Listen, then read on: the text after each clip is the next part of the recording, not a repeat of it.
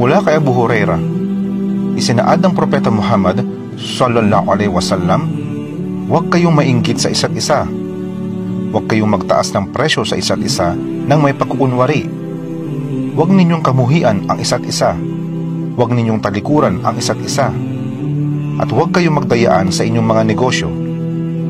At kayo, mga alipin ng Allah, ay maging magkakapatid. Ang isang Muslim ay kapatid ng isang Muslim. Hindi niya ito ginagawa ng masama. Hindi niya ito binibigo kung siya ay kakailanganin. Hindi niya pinagsisinungalingan ito. Hindi niya ito kinukutya at nilalait.